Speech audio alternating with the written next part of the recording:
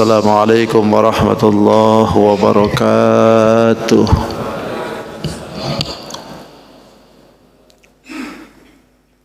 وعلى هذه النية بابتغاء مرضات الله وعلى كل نية صالحة إلى حضرة النبي محمد صلى الله عليه وسلم وعلى آله وأزواجه وأولاده وذريته رضوان الله تعالى عليهم أجمعين وشرنا معهم برحمتك يا أرحم الراحمين. شاء الله لهم الفاتحة. بسم الله الرحمن الرحيم. الحمد لله رب العالمين. إياك نعبد وإياك نستعين اهدنا الصراط المستقيم صراط الذين غير المغضوب عليهم ولا الضالين. رب اغفر لنا ولوالدينا. بسم الله الرحمن الرحيم. الحمد لله رب العالمين والصلاة والسلام على أشرف الأنبياء والمرسلين سيدنا ومولانا محمد الأمين. اللهم صل وسلم وبارك على هذا النبي الكريم وعلى آله وأصحابه والتابعين لهم أجمعين. أما بعد، قال رب اشرح لي صدري ويسر لي أمري واحلل عقدة من لساني يفقهوا قولي. سبحانك لا علم لنا إلا ما علمتنا إنك أنت العليم الحكيم. ولا حول ولا قوة إلا بالله العلي العظيم.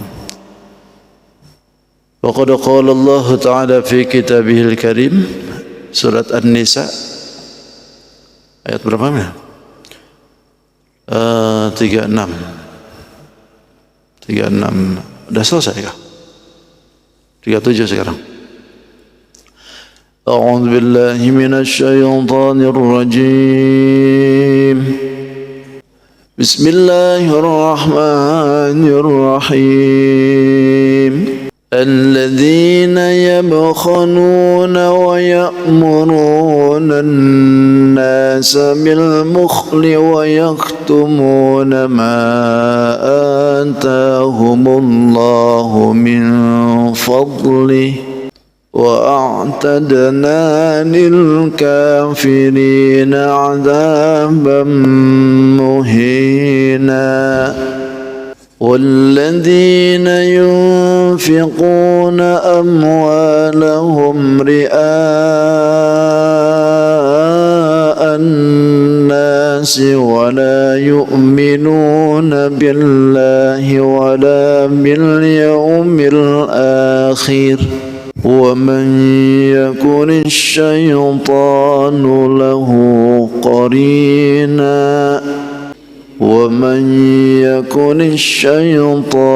له قرينا فساء قرينا. وماذا عليهم لو آمنوا بالله واليوم الآخر وأنفقوا مما رزقهم الله وكان الله بهم عليما. إن الله لا يظلم مثقال ذرة وإن تك حسنة يضاعفها ويؤت من لدنه أجرا عظيما. فكيف إذا جئنا من كل أمة بشهيد وجئنا بك على هؤلاء شهيدا. يومئذ يود الذين كفروا وعصوا الرسول لو تسوى بهم الأرض ولا يكتمون الله حديثا. صدق الله العظيم وصدق رسوله النبي الكريم ونحن على ذلك من الشاهدين والشاكرين والحمد لله رب العالمين.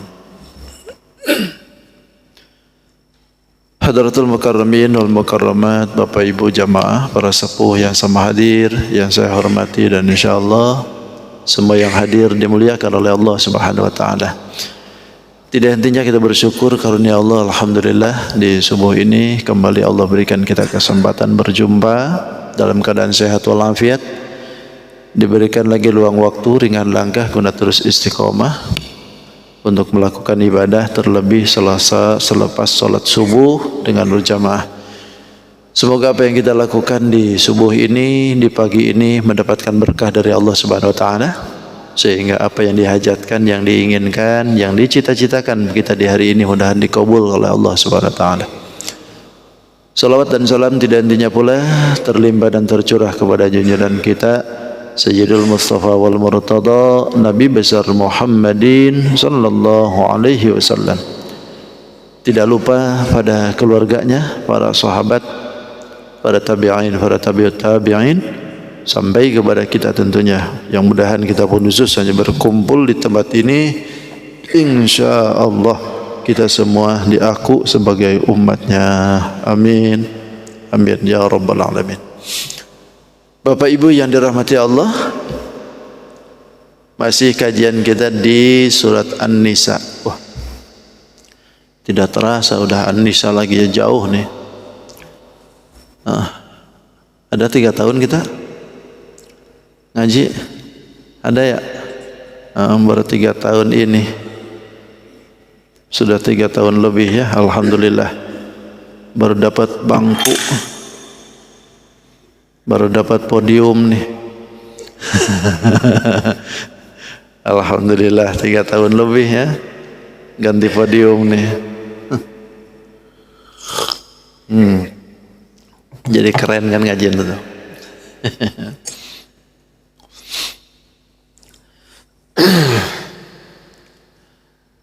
Masih penjelasan tentang kewajiban terhadap Allah dan juga sesama manusia. Kita kemarin membahas tentang kewajiban yang harus diutamakan itu adalah ke Allahnya dulu, gitu kan. Baru kepada makhluk.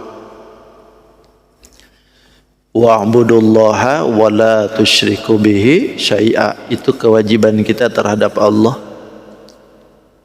Lalu terhadap sesamanya, wabil walidaini ihsana wabidil qurba wal yatama wal masakin wal jaridil qurba wal jaril junubi was sahibi bil jambi wabnis sabil. Bahkan wama malakat aimanukum. Dari sekian banyak pemaparan dalam ayat ini, coba tengok oleh kita, pikirkan bersama, kewajiban Allah berapa? Cuman atu aja kita nih. Hanya Allah minta kepada kita wa'budullaha wa la tusyriku bihi syai'a. Selebihnya hablum minan nas yang banyak. Itu artinya hubungan dengan sesama makhluk itu jauh lebih banyak daripada kita dengan Tuhan. Kewajiban baik itu yang bertalian dengan makhluk itu banyak. Makanya kenapa hakul adami ini harus didahulukan ketika ada salah. Harus didahulukan ketika ada sesuatu bertalian dengan makhluk adami. Karena kalau dengan Allah itu satu aja. Jadi banyaknya bertalian ibadah itu banyaknya dengan bertalian makhluk sesama itu. Bahkan kalau dilihatin dari segi hukum-hukum juga sama. Rukun Islam itu kan terdiri dari 5 kan, syahadat, sholat, zakat, puasa, haji. Coba tengok dari rukun Islam ini, syahadat bertalian dengan Tuhan, sholat bertalian dengan Tuhan, zakat dengan makhluk, puasa dengan makhluk, haji apalagi, Jadi banyaknya kita berhubungan dengan makhluk, maka disitulah letaknya peramalan itu. Bahkan di dalam hukum kitab juga begitu. Di dalam hukum itu kan tidak terlepas dari 4: ibadah, muamalah, munakahah, jinayat. Ibadahnya berhubungan dengan Tuhan, tapi 3 ini berhubungan dengan makhluk. Muamalah berhubungan dengan makhluk, munakahah di pernikahan dengan makhluk. Kemudian ada jinayat, peradilan, itu pun dengan makhluk juga. Nah, ini berhubungan dengan makhluk. Maka banyak hukum itu bertalian dengan sesama sebetulnya. Nah, ini menunjukkan bahwa kita ini harus akur dengan sesama itu karena memang hukum-hukum itu banyak dengan bertalian dengan makhluk. Sehingga dalam hukum munakahah itu kan kalau sudah lama berhubungan itu, pernikahan kan dirayakan tuh kemarin. Selamat yang sudah 50 tahun.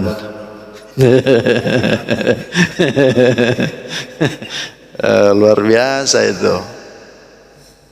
Itu kalau dalam bahasa itu pernikahan golden. Sudah pernikahan emas itu. 50 tahun itu bukan hal yang mudah itu. Ya, penuh liku-liku, penuh cuaca. Itu kalau 50 tahun itu ada rasa cinta apa sayang sih Bang?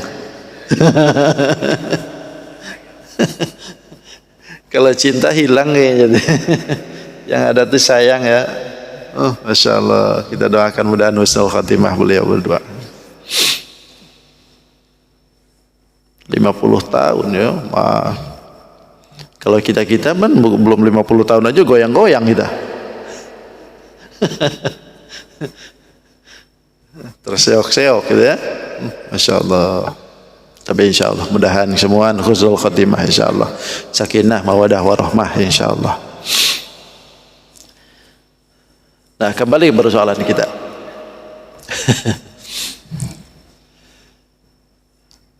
Inna Allah la yuhibbu man kana mukhtalan fakhura. Lalu pada akhirnya ayat ini Allah menegaskan tidak suka bagi orang yang mukhtalan. Mukhtal itu sombong. Lalu fakhura itu membanggakan diri. Jadi artinya persaudaraan yang sudah dipupuk oleh Allah dari mulai kita berhubungan dengan orang tua, berhubungan dengan kerabat, anak yatim, orang miskin, tetangga, itu yang harus digarisbawahi oleh kita tuh jangan putus dengan mereka. Sebab kalau kita putus dengan mereka, sombong kita nih, sombong gitu. Apalagi membanggakan diri, merasa bahwa kita lah yang harus dihubungkan oleh orang lain. Gitu. Bukan orang lain yang harus oleh kita gitu. Seolah-olah mereka lah yang harus datang kemari. Itu enggak seneng Allah tuh. Karena berhubungan dengan makhluk itu bukan mesti harus yang bawah datang ke atas. Karyawan harus datang ke pimpinan, atau bos harus didatangin oleh yang di bawah, kuli harus mendatangi mandor. Bukan itu. Hakul adami itu semuaan punya peran. Ketika kita punya kesempatan untuk hadir, walaupun kita bos, datang aja. Bos aja datang, apalagi karyawan. Ibaratnya kan kalau orang pimpinan aja mau datang, apalagi orang di bawah, harusnya kan gitu. Ini pimpinannya merasa bahwa saya ini di atas, ngapain datang ke bawah? Wah, kalau sudah begini rusak nih, fakhur. Allah nggak senang macam begitu. Ini hakul adami. Apalagi ini sifatnya dengan orang tua, dengan kerabat. Karena merasa saya ini sudah mapan, usaha sudah hebat, lalu orang tua lah yang harus datang kemari. Ini kan belegug. Kalau orang Sunda mau bilang belegug.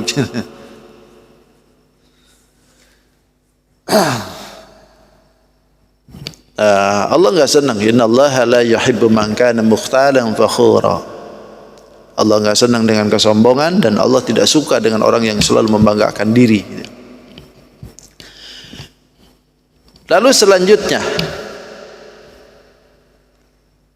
akibat dari perbuatan macam seperti itu tuh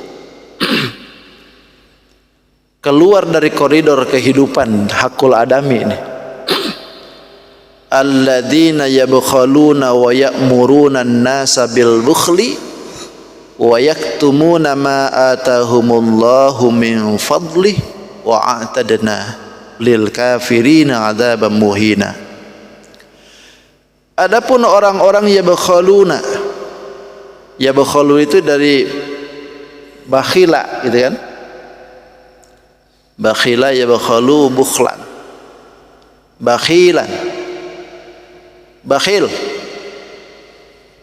Adapun orang-orang yang bakhil, bakhil itu apa? Pedit, apa lagi? Pemalar, pemeler, pedit, koret, butut kasir, mereka hese. Susah bukan?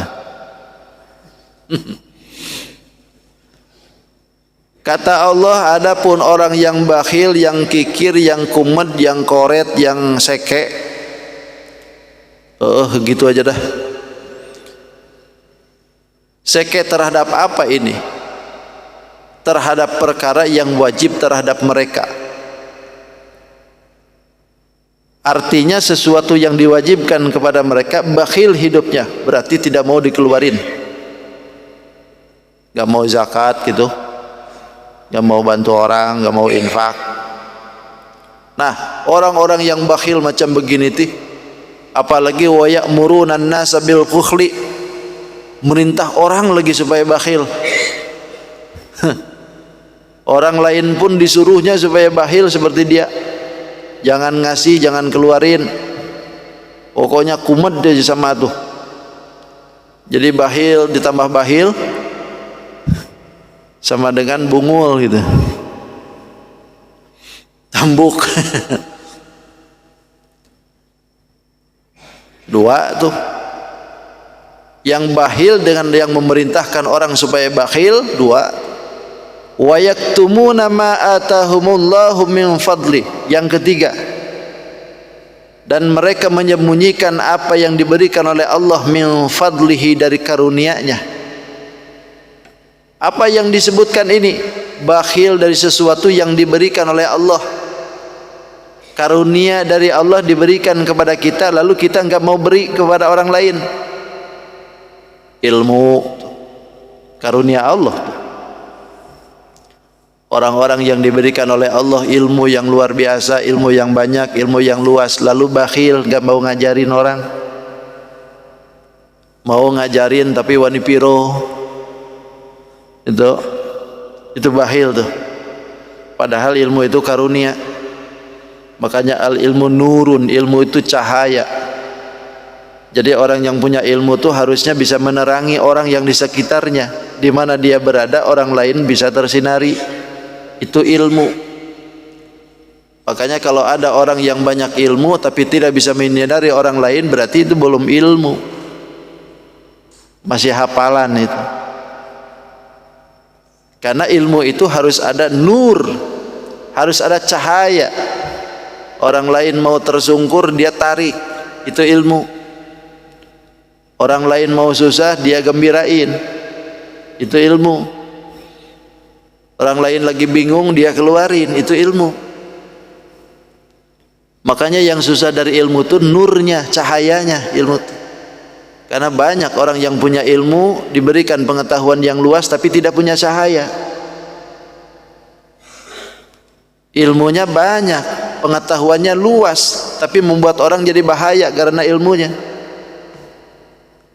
Bahkan tidak main-main kan, titelnya pun panjang tuh, merebet detailnya pun. Pokoknya semua universitas dia babat habis semuaan. Itu. Tapi ujung-ujungnya tidak punya sinar. Di mana tidak punya sinarnya? Ilmunya dipakai sombong, ilmunya dipakai debat, hanya ngerahin orang aja terus, nginain orang aja terus. Bahkan tidak sedikit ilmunya pakai nipu orang. Ini kalau orang yang macam begini kan nggak usah sekolah kalau macam begitu, Bang. Kalau hanya bisa menipu orang, apalagi sampai jadi maling harta orang, itu nggak usah sekolah pun bisa. Anak nggak pernah sekolah pun bisa kalau cuma bisa maling, Bang. Kan gitu. Yang susah tuh cahayanya. Jadi orang yang sudah diberikan oleh Allah keilmuan, ini kan karunia tuh.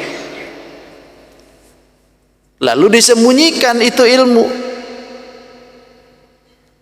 Atau harta juga begitu. Allah berikan karunia harta yang melimpah di mana-mana. Alhamdulillah. Rumah luas, duit banyak, tanah luas. Itu kan. Mobil mewah di mana-mana. Usaha lancar melulu. Tanah makin tambah, duit makin tambah, bini malah tambah. Itu karunia tuh. Tapi kalau semua itu disembunyikan, karunianya tidak pernah diberikan kepada orang lain, kata Allah, nih dengerin, wa'tadna lil kafirina adzaban muhina. Kami siapkan bagi orang yang kafir macam begitu tuh, adzaban muhina, siksa yang menghinakan. Jadi artinya orang yang bakhil terhadap sesuatu yang diberikan oleh Allah, apalagi nyuruh orang supaya bakhil, ini siksanya hina. Kehinaan, nista. Naudzubillah, naudzubillah. Jadi jangan coba-coba kita tuh bakhil terhadap apa yang diberikan oleh Allah Subhanahu wa taala ke kita. Apalagi menyembunyikan sesuatu yang memang di dalam ilmu harus disebarkan. Seperti sifatan Nabi, akhlak Nabi, ilmu-ilmu agama yang sifatnya harus dikeluarkan oleh dia.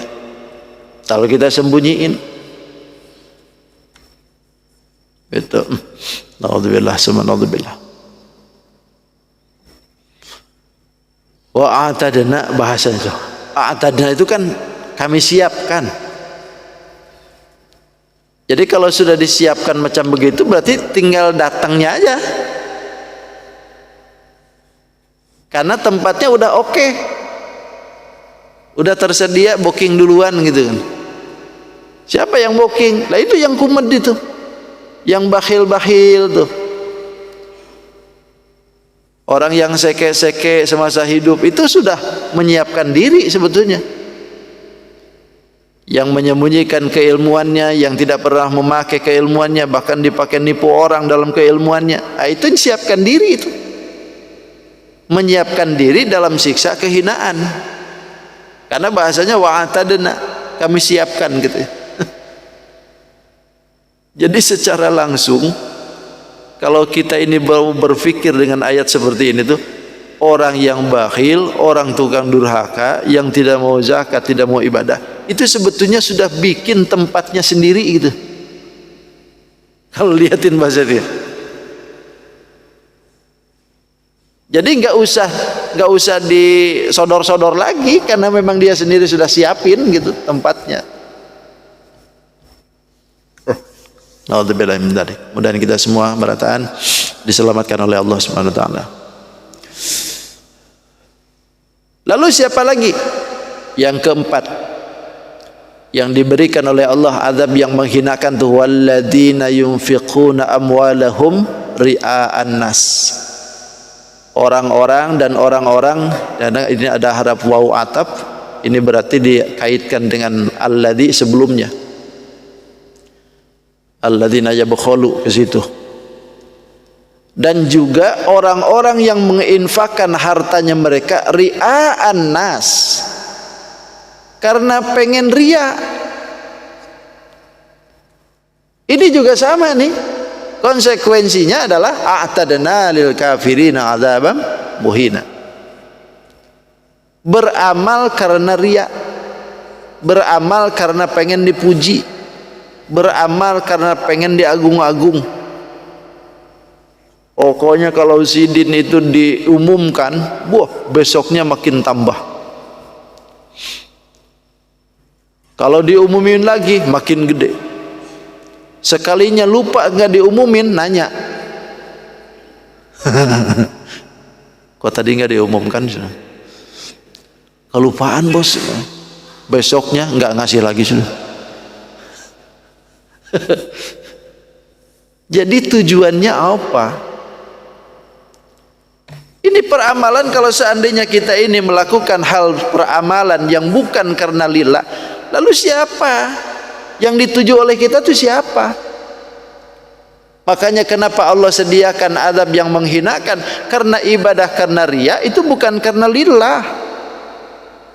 Yang dituju pujian, yang dituju adalah haus sanjungan orang. Makanya kalau seandainya peramalan itu harus lillah, betul-betul lillah. Jangan ada sesuatu karena bukan lillah. Ini kadang-kadang enggak di depan orang enggak berbuat, tapi kita ini ngirim status OTW tahajud. OTW tahajud. Status, emangnya mau ngapain?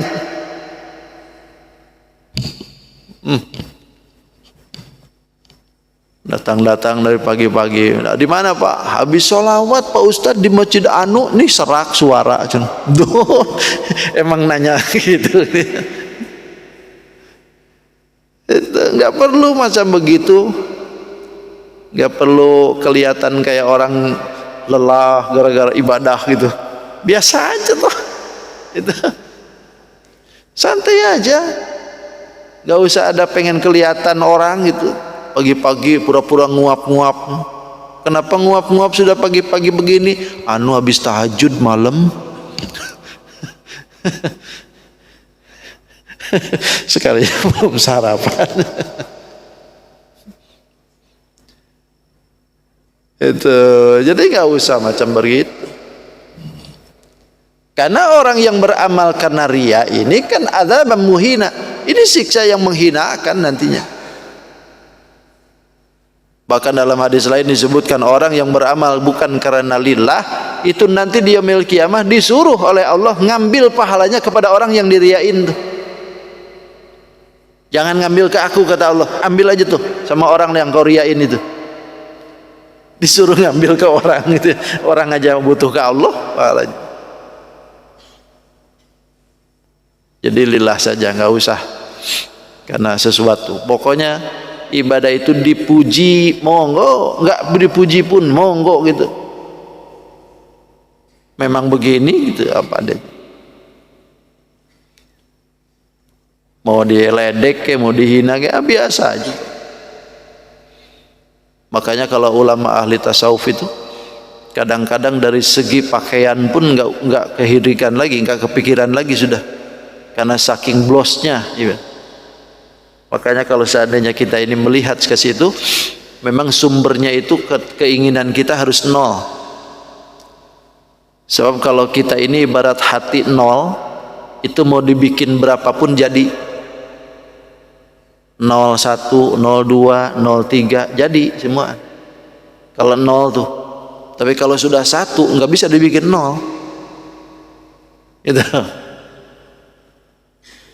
Paham maksud saya? Jadi kalau hati sudah nol, kosong.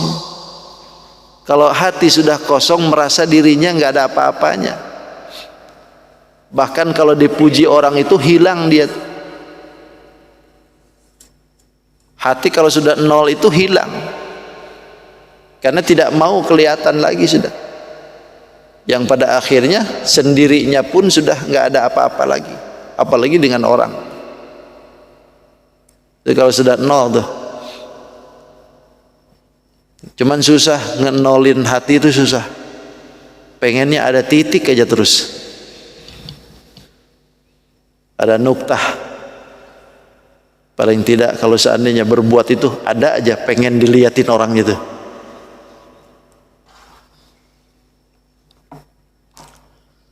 Yunfiquna amwalan nas.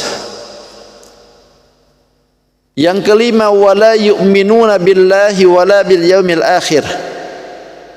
Orang-orang yang akan diberikan azab yang menghinakan itu adalah orang yang tidak mau beriman dengan Allah dan juga beriman kepada yaumil akhir. Munafik berarti.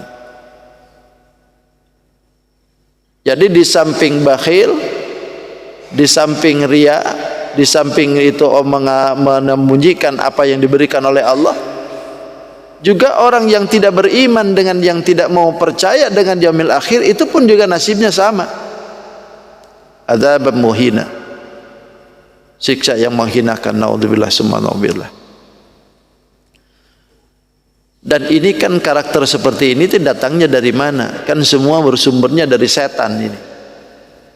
Makanya kata Allah, wa may yakunish syaitanu lahu qarina fasa'a qarina. Siapa orang yang menjadikan syaitan itu qarina sebagai teman, sebagai kawan, sebagai sohib, artinya beramal karena perintahannya setan itu tadi itu. Kan bakhil, kumad, menyembunyikan keilmuan, bahkan sombong dengan apa yang diberi itu kan gara-garanya kan bisikan setan itu. Seolah-olah kita ini berkawan dengan dia tuh, masa begitu tuh. Nah, kalau kata Allah, siapa orang yang menjadikan syaitan itu sebagai kawan, fasa'a qarina, maka itu seburuk-buruknya kawan. Kawan paling buruk tuh setan. Karena dindanda juga, Pak, yang namanya manusia itu ada aja kawan dengan setan tuh. Dan kadang-kadang perlu juga dengan kawan setan tuh. Karena begini, dalam satu keterangan, wa alam anna kulla insanin lahu qarinun minasyayatin. Ketahuilah katanya, bahwa setiap manusia itu punya kawan dari setan, yang mana yuwaswisu lahu fid dunya, di dunianya itu selalu dibisikin oleh setan itu ke dia tuh, sehingga wa yakunu ma'hu finnari fi silsilatin. Yang terjadinya itu setan itu berharap dia sama-sama nanti di dalam neraka, dibisikinnya kita tuh. Berarti manusia itu semuaan itu berdampingan tuh dengan syaitan tuh. Makanya Nabi kan dibelek oleh Allah hatinya tuh, lalu dikeluarkan dari hatinya itu, dicuci, supaya apa? Tidak ada celah sedikit pun tempat untuk syaitan. Tapi bukan berarti ada yang dibuang, Bang. Karena kalau pemahamannya di Nabi itu ada darah, misalkan ada daging yang dibuang lantaran itu adalah tempat setan. Berarti kita pun juga bisa tuh kalau begitu, dioperasi, buang itunya, setan minggat. Kan begitu. Ini kan secara maknawi sebetulnya, bukan secara dohiriyah. Dohiriyahnya Nabi dibelek, dibersihkan itu hatinya, lalu dicuci dengan zam-zam, ditutup lagi, diisi dengan hikmah, diisi dengan hilim, diisi dengan ilmu. Tapi bukan berarti ada yang dibuang dari hal itu. Lantas Nabi ada yang dibuang dari hatinya, misalkan karena itu adalah tempatnya syaitan. Berarti kalau seandainya kita pun juga kalau bisa dibuang, bisa tuh. Apalagi musim operasi sekarang, tinggal datang ke rumah sakit, periksa di hatinya yang mana yang dibuang, nah itu yang dibuang, setan minggat gitu. Enak banget kalau masa begitu gitu. Kan masalahnya ini bukan dohiriyah, ini maknawi, sesuatu yang tidak terlihat, yang mana setan itu bercokol di situ. Makanya Allah ngasih benteng ke kita kan, qul a'udzu birabbin nas tuh, yang mana di dalamnya itu alladzi yuwaswisu fi sudurin nas. Setan itu selalu berwaswisu, yuwaswis itu kayak kita ngomong ngerocok, bisik-bisik terus ke setan tuh, ke hati itu. Karena ibarat satu gini nih, ibarat kita nih hati, setan itu nempel nih. Maka ketika dia itu ada zikir di dalam hatinya, setan jauh, lupa lagi, nempel lagi, terus aja. Karena setan itu mengalir melalui peredaran darah, setan tuh. Makanya ketika hatinya kosong, setan nempel terus dan berbisik. Bisikannya itu terus gitu. Zikir aja hatinya minggat. Bukan berarti lepas nih. Zikir lagi jauh. Enggak zikir nempel. Itu. Makanya perlunya zikir kita tuh di situ. Bahkan sampai-sampai kita dianjurkan zikir itu walaupun zikir lisan sekalipun. Zikir lisan kita itu walaupun sifatnya itu misalkan zikir lisan saja, hatinya tidak berzikir, tapi lisan itu pun juga jangan dilepas. Karena suatu saat zikir lisan pun akan jadi berguna bagi kita. Ibarat kita nembak, kalau satu kali nembak tidak kena, jangan berhenti nembak, terus saja tembak. Barangkali dari sekian banyak tembakan yang dilepaskan oleh kita, ada satu aja yang kena. Begitu juga dengan zikir. Zikir lisan memang tidak menentukan hati akan zikir, tapi zikir lisan pun jangan dilepas. Karena yang paling dominan itu kan zikir hati sebetulnya. Tapi zikir lisan jangan dilepas, karena suatu saat zikir lisan pun ada gunanya. Paling tidak ketika dia itu ada connect zikir lisan dengan hatinya, maka masuk zikir itu. Kalau kita kan selama ini kadang-kadang punten-punten. Jangankan Bapak, saya aja ngomong sama. Subhanallah, subhanallah, zikir lisan nih, subhanallah, subhanallah. Tapi hatinya, aduh, bahasan apa yang sebenarnya? Mikir tuh. Kemana-mana tuh. Makanya zikir lisan itu terbatas. Zikir lisan terbatas. Ada batasan. Tapi kalau zikir hati tidak pernah ada batasan. Orang yang sudah nancap zikirnya dalam hati itu sampai kapanpun dia itu zikir aja terus hatinya, walaupun ngomong ngecoblok gitu, ngomong terus-terusan macam begini tapi hatinya zikir aja tuh. Itu kalau sudah hebat orang. Tapi kalau zikir lisan, la ilaha illallah, la ilaha illallah, la ilaha, bari zikir la ilaha illallah nih kita. Lalu datanglah kawan kita, assalamualaikum, waalaikumsalam, zikir lisan berhenti tuh, ya kan, berhenti tuh. Gak ada yang macam begini, la ilaha illallah, assalamualaikum dari luar tuh, la ilaha illallah, assalamualaikum, la ilaha illallah, nggak begitu. Tetap aja berhenti dulu lisan tuh untuk menjawab itu assalamualaikum kan, belok tuh sudah. La ilaha illallahnya berhenti, mendadak kita. Untuk apa tujuannya itu zikir itu? Supaya ini setan tidak pernah membarengi kita. Paling tidak adalah zikir yang masuk salah satunya gitu. Karena hati ini selalu ditempelin setan. Makanya getaran dalam hati itu kan khawatir itu ada 4 kan. Ada khawatirun ilahiyun, ada khawatirun malikiyun, ada khawatirun nafsiyun, ada khawatir syaitaniyun. Getarnya hati itu ada getaran Tuhan, ada getaran malaikat, ada getaran nafsu, ada getaran syaitan di hati itu. Kan sering terbesit dalam hati itu apa gitu kan, keluar tiba-tiba pengen apa gitu. Itu kalau seandainya kita ini pengen berbuat sesuatu yang keluar dari hati, lihat dulu. Kalaulah misalkan ada getaran hati itu pengen berbuat yang baik-baik, yang ditentuin, lalu dilakuin oleh kita, maka getaran itu yakin getaran dari Allah tuh. Dari sini misalkan nih, Bapak tiba-tiba getaran begitu lihat saya misalkan. Tiba-tiba dalam hatinya, aku pengen ngirim keramik ke Ustadz Ahmad nah.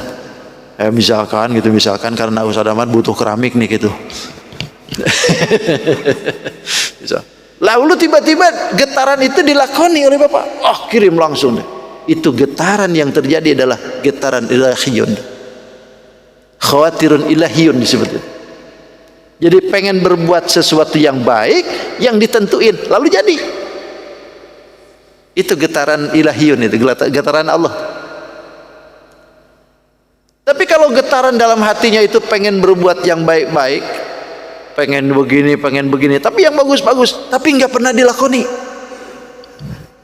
Nggak pernah dilakoni oleh kita tuh, tapi pengen berbuat. Itu disebut getaran khawatirun malikiyun. Itu getaran malaikat. Jadi malaikat itu nyuruhnya baik-baik. Nggak ada yang nyuruh malaikat nyuruh sesat itu. Yang baik-baik gitu. Tapi nggak dilakoni. Macam kemarin sebelum Idul Adha, pengen kurban, pengen gitu. Tapi nggak daftar. Itu nggak ngasih duit, nggak jadi akhirnya. Itu keinginan pengen ke situ tuh, itu malaikat itu. Lalu ada lagi getaran dari hati itu, misalkan pengen berbuat onar ini, pengen buat maksiat nih yang ditentuin nih, lalu dilakoni oleh kita. Getaran yang terjadi itu adalah getaran nafsu. Getaran nafsu tuh dalam hati pengen sesuatu maksiat ke Allah, lalu dilakoni maksiat itu. Getaran nafsu tuh. Pulang dari sini tiba-tiba aku habis dari sini mau mabok lalu beli itu mabokan, langsung mabok tuh. Berarti getaran ini adalah getaran nafsu. Naudzubillah, naudzubillah. Nah, ada yang keempat, getaran syaitaniyun atau khawatirus syaitaniyun. Getaran dalam hati itu berasal dari syaitan. Itu kepanjangan dari yang barusan. Pengen berbuat sesuatu yang maksiat ke Allah, tapi nggak ditentuin, yang maksiat aja tuh. Pokoknya aku kalau sudah mabok pengen begini, pengen maling, pengen zina, pokoknya yang maksiat melulu aja dah. Nah, itu getaran-getaran macam begitu tuh, itu sumbernya dari setan. Dan setiap dari kita semua itu setan itu ada berbarengan, tidak dipungkiri. Ya, kadang-kadang kita punya ada getaran dalam hati kan macam begitu kan. Kesel kan ya, aku tempeleng nih orang nih. Kita kira-kira dilakoni apa enggak tuh? Kalau enggak dilakoni berarti pengen nempelengnya itu adalah setan tuh. Tapi tiba-tiba datang bener, pukul ke orang. Berarti itu nafsu tuh. Getaran nafsu tuh. Gitu. Jadi setiap kita ini ada getaran syaitan ya. Yang mana setan itu menyuruh kepada kita untuk selalu berbuat onar, yang tujuan akhirnya pengen punya teman.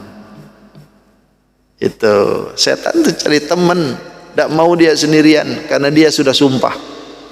Karena setan sudah dilaknat oleh Allah, baliknya kemana?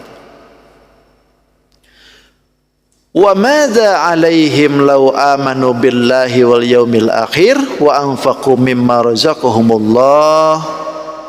Wa madza 'alaihim, gitu kata Allah, apa yang salah alaihim terhadap mereka? Lau amanu, jika mereka beriman billah kepada Allah, wal yaumil akhir, dan kepada yaumil akhir, wa anfaqu, dan berinfak mimma razaqahumullah, dari apa yang dirizkikan kepada mereka oleh Allah Subhanahu wa taala. Apa yang salah? Wa kana Allahu, dan Allah bihim terhadap mereka alima, maha mengetahui. Itu artinya kalaulah kita ini berinfak, berbuat bukan karena lillah, emang apa salahnya Allah? Sampai kita mau beriman itu sampai belok-belok gitu. Mau berinfak apa yang direzekikan oleh Allah kepada kita tuh kok bisa-bisanya gitu karena orang lain gitu. Apa yang salah kata Allah? Sementara apa yang dilakuin oleh kita itu wa kana Allahu bihim alima. Allah tahu, artinya Allah akan balas semua peramalan itu. Jadi jangan salah niat, jangan salah tujuan gitu, apa-apa tuh. Karena kalau salah tujuan nanti ujung-ujungnya nggak ketemu. Karena Allah akan berikan kepada kita tuh dua hal saja kalau orang pengen ketemu dengan Allah tuh. Faman kana yarju liqa'a rabbih falyamal amalan shalihan wa la yusyrik bi ibadati rabbih ahada. Kan gitu tuh. Kata Allah, faman kana yarju liqa'a rabbih. Siapa yang berkehendak yarju itu roja. Roja itu berharap, keinginan liqa'a rabbih, bertemu dengan Allah. Bapak pengen ketemu dengan Allah? Hah? Ibu pengen ketemu dengan Allah? Saya yakin pengen ketemu, cuman gak mau jawab ini semua. Siapapun dari kita pengen ketemu dengan Allah. Pengen ketemu? Yakin? Sok atau balik duluan. Semua pengen kita ketemu dengan Allah tuh. Karena pasti akan ketemu nanti dengan Allah tuh. Cuman Allah minta syarat dua. Pertama, falyamal amalan sholihan. Amal soleh kata Allah. Amal baik maksudnya itu bukan hanya sholat, puasa, haji dan sebagainya. Perilaku hidup, ngomong, berpikir baik-baik. Itu amal soleh. Yang kedua, wala yusyrik bi ibadati rabbih ahada. Dalam beribadah jangan musyrik. Ketemu tuh dengan Allah kalau begitu. Nah, kalau amal soleh nggak ada lalu musyrik di dalamnya, nggak bakalan ketemu. Sampai kapanpun nggak akan ketemu. Karena yang paling indah dalam kehidupan akhirat itu bertemu dengan Allah. Itu bertemu dengan Allah tuh lebih indah daripada surganya. Surga indah memang, tapi keindahan itu akan lenyap ketika kita bertemu dengan Allah Subhanahu wa taala. Ibarat kita datang ke istana negara. Istana negara indah, tapi lebih indah lagi kalau ketemu dengan yang ada di istana. Kan lebih berkesan tuh. Datang ke istana negara, presiden nyambut, "Boh, selamat datang." Ini jamaah ala-alak ya? Iya. Kan punya kehormatan tersendiri tuh. Daripada presidennya ada di istana, kita datang ke istana nggak nemuin. Ini kira-kira ada apa ini presiden? Kok nggak nemuin saya? Indah istananya, tapi nggak ditemuin sama yang punya istana, nggak indah. Begitu juga di akhirat, indah surganya, tapi kalau nggak ketemu dengan Allah, nggak ada kesan. Maka amal soleh ini harus betul-betul ditata lagi, lillah, bukan karena orang lain. Insya Allah. Saya kira cukup sudah sampai situ dulu, udah setengah 7 nih. Udah nggak ada pertanyaan ya? Allahumma shalli wa sallim ala sayyidina Rasulillah ajma'in. Bismillahirrahmanirrahim. Wassalatu wassalamu ala asyrafil mursalin sayyidina wa lana Muhammadil amin. Allahumma rabbi anfa'na bima 'allamtana, rabbi 'allimna alladhi yanfa'una, rabbi faqihna wa faqih ahlana wa qurrabati lana fi dinina.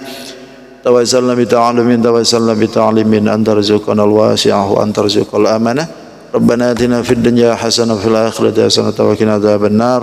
Walhamdulillahi rabbil alamin. Taqabbalallahu minkum. Subhanakallahumma wa bihamdika asyhadu an la ilaha illa anta astaghfiruka wa atubu ilaik. Ya.